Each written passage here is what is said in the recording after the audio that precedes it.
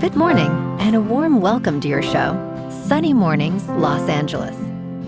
I'm your host, Melissa, and it's Wednesday, May 27th. You'll be interested to know. 89 years ago, today, in 1937, the Golden Gate Bridge opened with fanfare, linking San Francisco and Marin County by a graceful suspension span that captured imaginations nationwide. The structure became an enduring achievement in coastal engineering and a celebrated icon boosting transportation, trade, and civic pride along the Pacific coast. So now you know. And now, it's time for the Surf Report. This morning, it's looking clean with 2 feet of swell rolling in from the southwest. Conditions stay fair as we move into the late morning, with wave heights rising to 2+ feet. Winds are sideshore at 4 miles per hour now, shifting to onshore at 8 miles per hour by early afternoon. Best time to ride is at 6 a.m., with a 1 foot outgoing low tide, when a southwest swell is 1 foot at 19 seconds, and the offshore wind is 3 miles per hour. The first high tide on Wednesday will be 3.5 feet at 8:15 a.m., followed by a 1.5 foot low tide at 1:15. The nearshore buoy at Santa Monica Pier reads 63 degrees for the water temperature. Conditions start with 2 to 3 feet and fair conditions on Thursday, easing into clean waves in the morning. Friday holds steady at 2 to 3+ feet, but choppy conditions emerge by afternoon as winds pick up.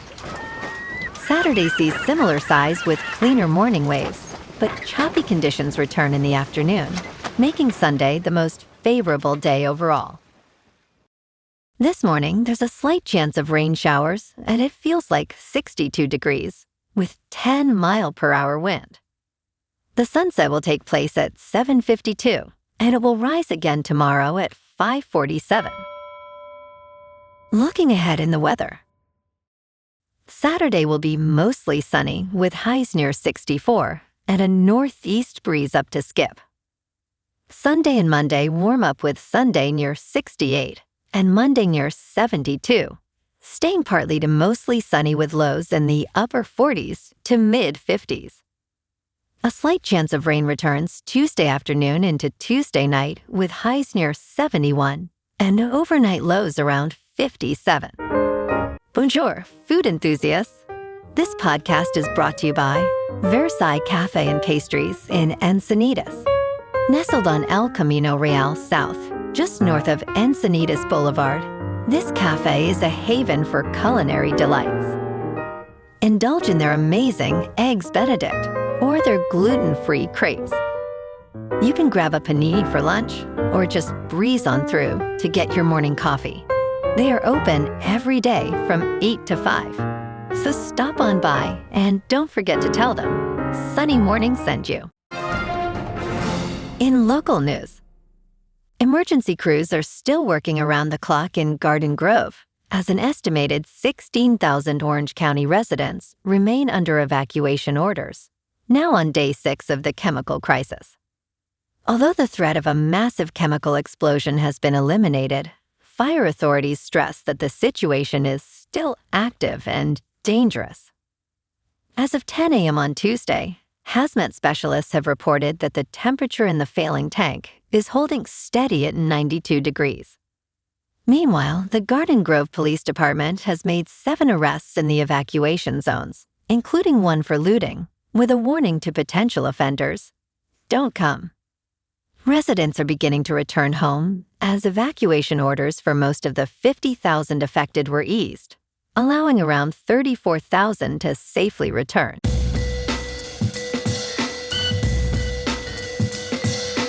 Now on to sports. Cubs losing ways continued on Tuesday with a blowout loss to the Pirates. The Pirates scored 5 runs in the first inning, going on to win 12-1.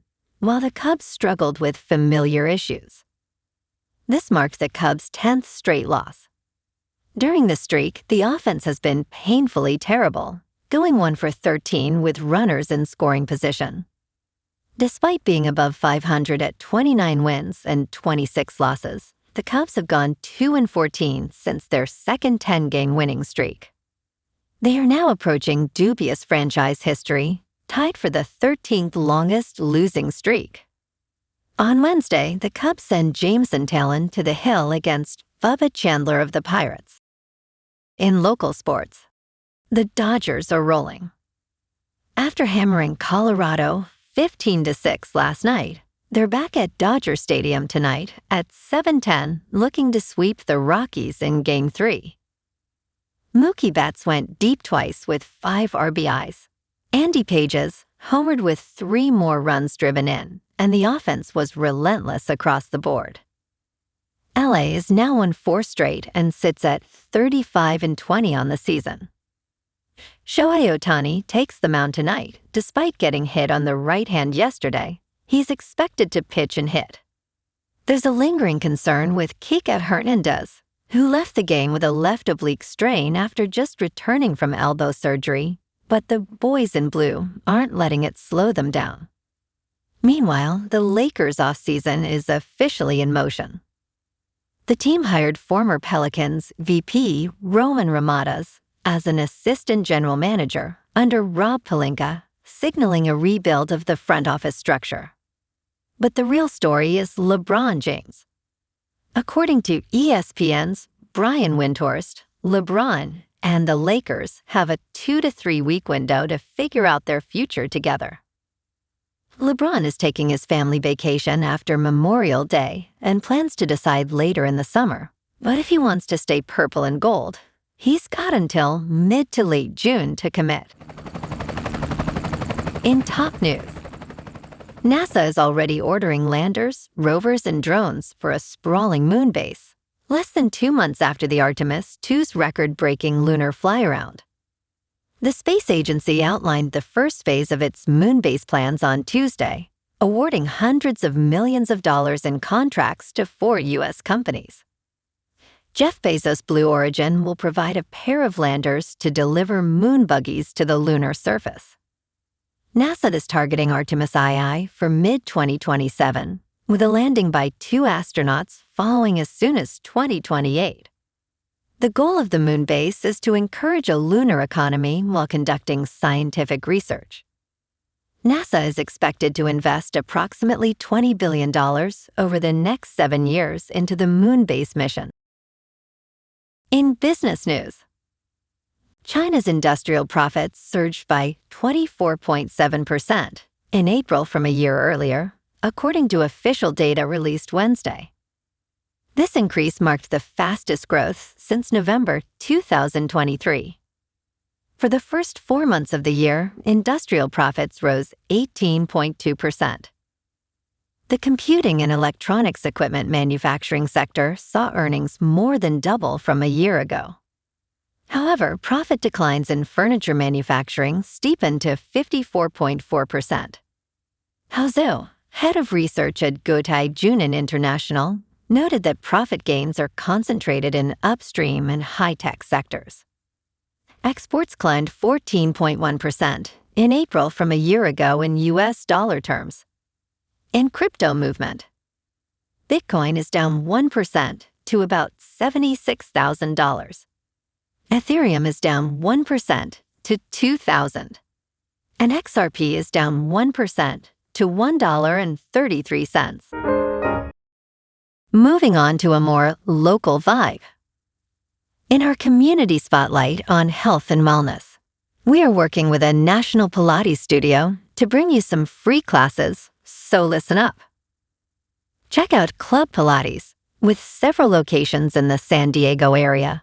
Pilates presents a comprehensive wellness approach, cultivating strength, reducing tension, and elevating mental well-being. Scientific research affirms its benefits. So now you can check out Club Pilates for a free class, with locations in Encinitas, Solana Beach, Oceanside, La Jolla, and more. Just be sure to tell them Sunny Morning sent you by. And now, back to the show. Let's talk tech. DuckDuckGo installs are up 30%, as users reject being force-fed Google's artificial intelligence search. After Google's recent overhaul, many are switching to DuckDuckGo for the option to opt out of AI. During Google's annual developer conference, they announced a shift from traditional links to an AI agent that answers queries, raising concerns about the open web. DuckDuckGo reported U.S. app installs increased 18.1% week over week, peaking at 30.5% on May 25th. The trend continues with DuckDuckGo gaining users over the Memorial Day weekend. DuckDuckGo emphasizes user privacy and choice, stating, "Not only do we respect user choice, but also user privacy." And in entertainment news, Javier Bardem arranged for a private screening of Martin Scorsese's Cape Fear and asked for Robert De Niro's blessing. Amy Adams shares her admiration for Jessica Lange in the same film. Patrick Wilson explains why Nick Nolte was one of those top guys who inspired him to act. Now Bardem, Adams, and Wilson are headlining Nick Antosca's 10-episode adaptation for Apple TV. Bardem portrays Max Cady, the character previously embodied by De Niro, who earned an Oscar nomination. Bardem describes his rewatch of the movie as a spiritual experience, asking for De Niro's blessing. Wilson cites Nolte as a primary inspiration, admiring his raw and commanding performances. Cape Fear premieres on June 5th on Apple TV. Well, alrighty folks, it's time for the quote of the day. And today, our quote comes from the American author and motivational speaker, Dennis Waitley. And he said, "Success is almost totally dependent upon drive and persistence. The extra energy required to make another effort or try another approach is the secret of winning." And that's a wrap for this morning. You can check out our Instagram, YouTube, and TikTok for some captivating aerial videos with local news and the surf reports. Have an amazing day, my good friends. We'll see you tomorrow with another episode of Sunny Mornings, Los Angeles.